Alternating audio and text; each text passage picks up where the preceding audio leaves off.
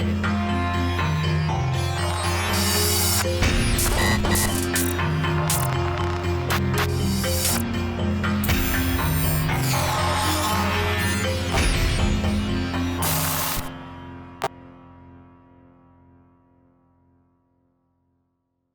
first casualty of war is truth, the distortion of facts in the service of propaganda by all sides of a conflict. Journalists suddenly wishing to cover something would run back and find what had been written before, and because it had been published, would automatically republish it.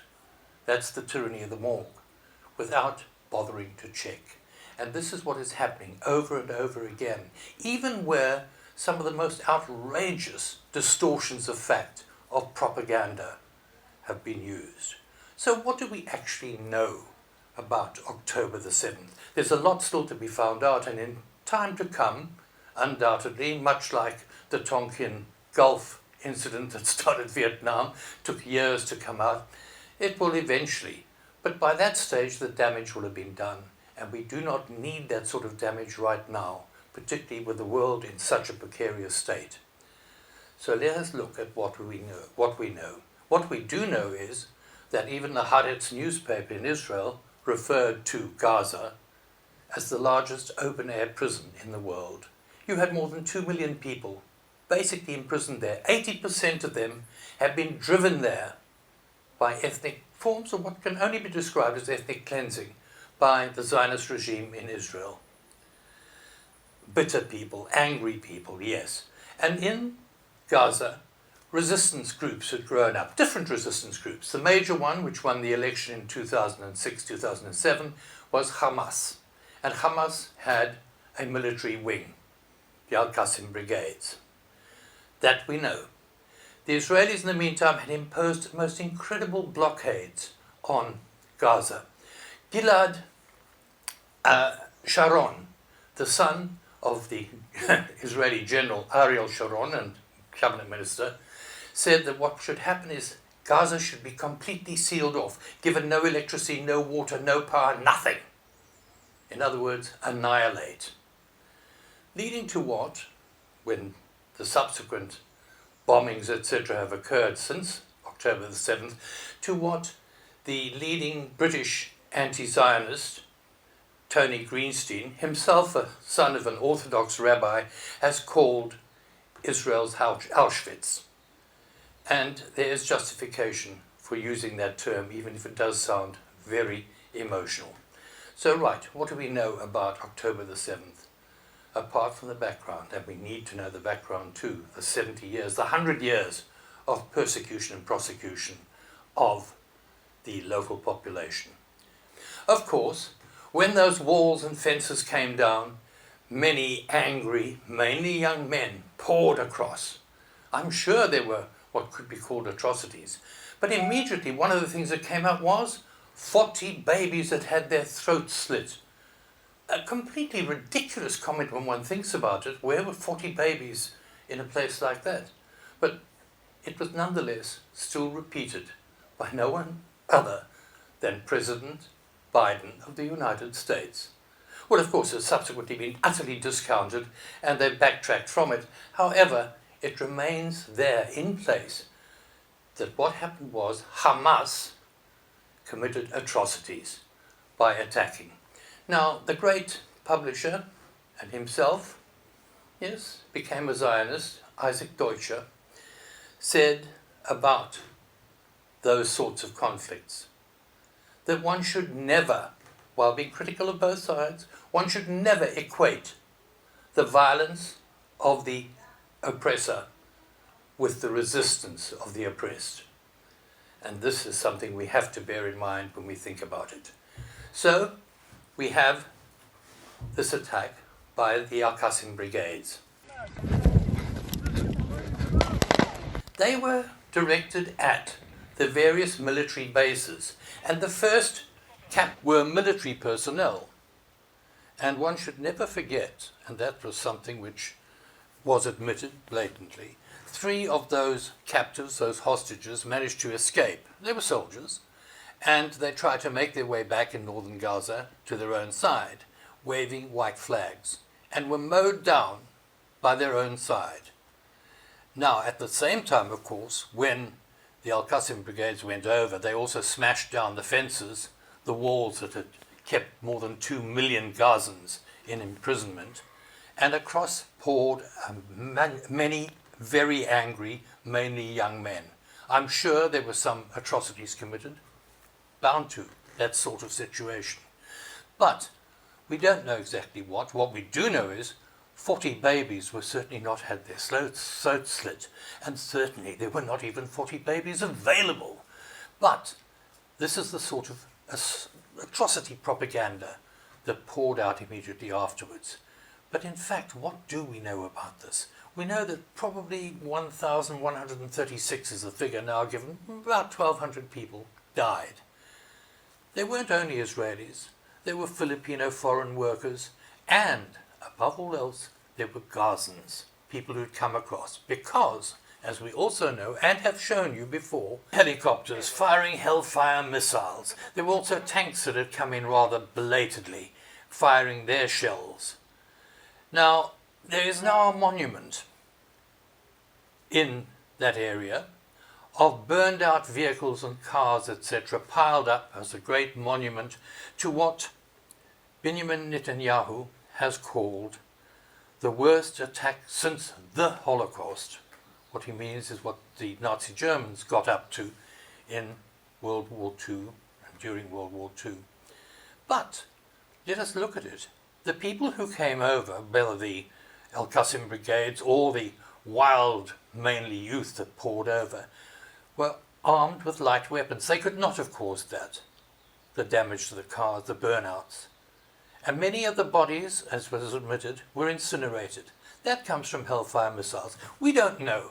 There are some commentators who have already said that perhaps a majority of those who died by what the Americans developed, that incredible term, friendly fire.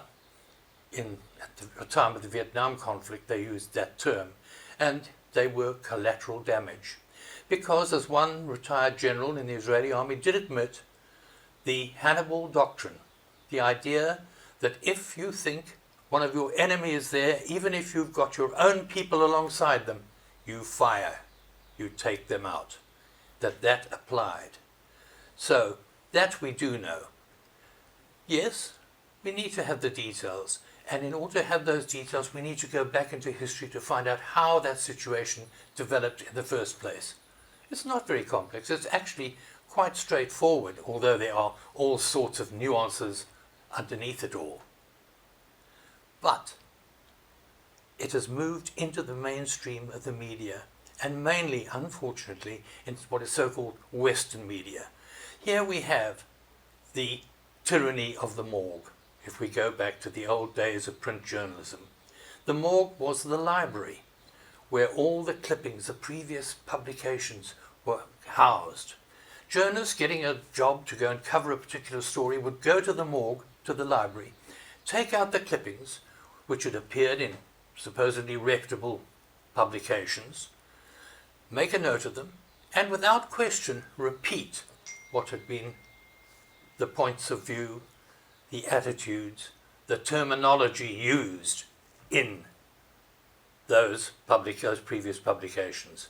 And this is happening now all over the show. It is done by people who are either ignorant of the facts or, all too often, are complicit in promoting what is in effect colonial settler ventures. Identical to the past, where a settled community were unsettled, were driven out, were often killed. It happened around the world, all over the world. I've heard Zionists justifying this by saying, well, it happened in the Americas, it happened in Australia, so why shouldn't we do it here too? There's very good reason, and that is that fundamental reason that there is one humanity. And we therefore have rules of war, we have human rights, written down in great charters by the United Nations. But the United Nations, like the League of Nations before it, is merely a body put together by the existing imperials, the existing imperium, whichever it may be. In this case, it's the Americans. Before, in the First World Wars, the French and the British did a lot of the engineering, if you will, around that part of the Eastern Mediterranean. But now the Americans support, with no equivocation whatsoever, whatever happens. Even when they lay down a rule and it's ignored, they continue to support because, and that's the settler colonial mentality. The point is, as Theodor Herzl, the founding father of militant muscular Zionism, wrote in 1899, that what he proposed, and he was initially proposing this incidentally to the Ottoman Empire, is that they could have a Jewish state, a Zionist state. He called it a Jewish state, but that means a Zionist state in Israel, as a rampart of Europe, European civilization against the barbarism of Asia. Of course, the Ottoman Empire was vanquished, and the promises given to the various so-called Arab groups around the area of independence, of freedom of choice, etc., were soon reneged upon by France and by Britain, and they set up their own carve-up of what is still referred to as the Middle East. And this is the reality we are living with today. We have to understand that.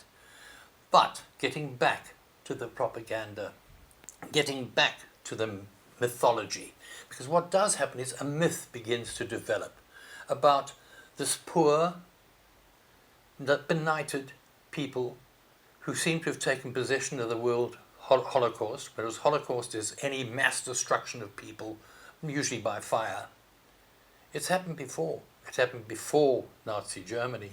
It happened to the Herero by the Germans, a group of Germans as well. It happened in the United States. It happened in Canada. It happened in Australia. We know that. We are aware that these things... So we have to be very careful because words actually have power. Words actually contribute to the way we start to think. And we refer to something, for example, as the War of 1948.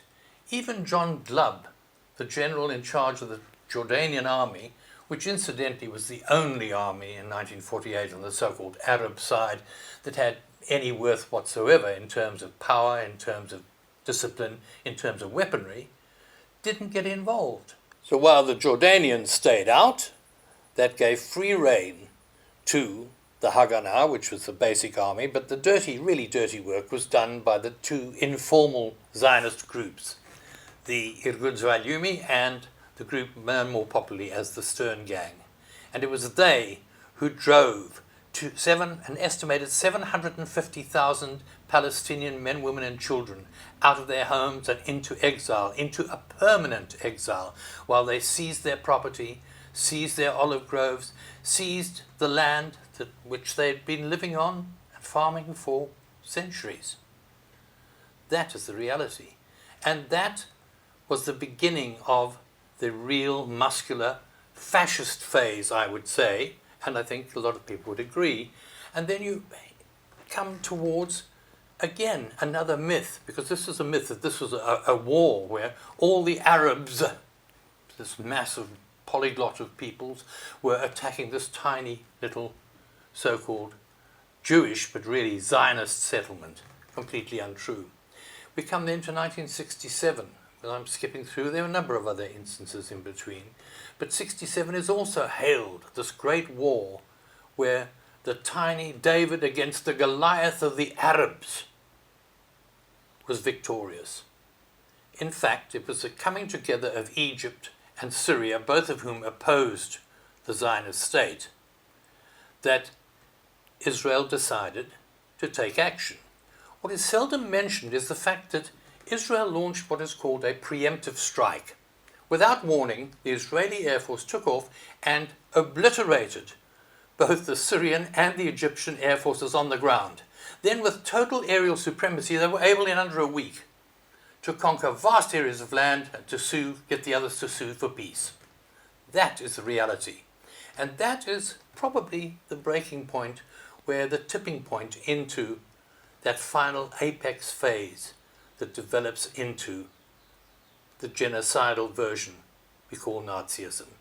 And the man who called it in that particular area was a philosopher, a polymath, who was an Orthodox Jew, Yeshayahu Leibowitz. And he warned that what that we were now seeing after 1967 was the Judeo-Nazis. This did not mean that all Jews become Nazis, in the same way as not all Germans were Nazis. In fact, there were many Germans who fought against the Nazis, many who suffered terrible persecution. There were not, within Spain, for example, the majority of the Spanish people were not fascists, but they were defeated by the fascists, by a fascist military general Franco, with the backing of Hitler and Mussolini. Not all Italians were fascists, but some were. And once the fascists took over, or the Nazis took over, and in Germany, the fascism moved quickly into that apex situation of genocidal murder, many Germans acquiesced and went along with it. The same thing has happened.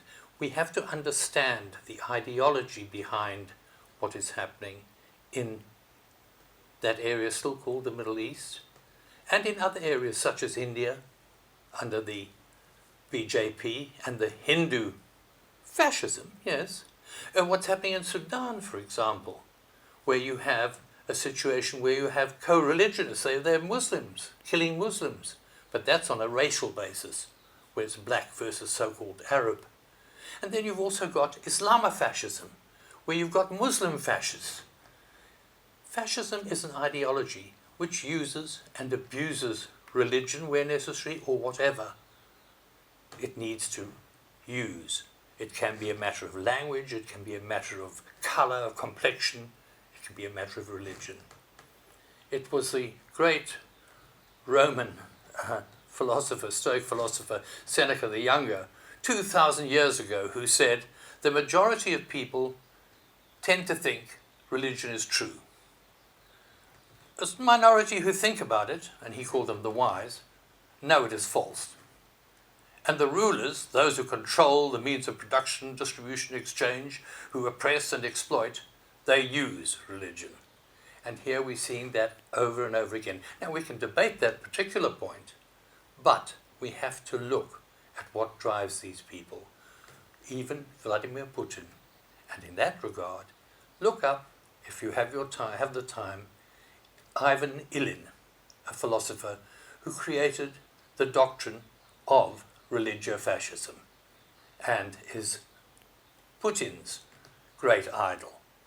So we need to look behind these things, we need to look for the facts, we need to avoid the creation of mythology, we need to try to avoid the fake news and above all the propaganda, even when, and particularly when, you're involved in the media, in journalism.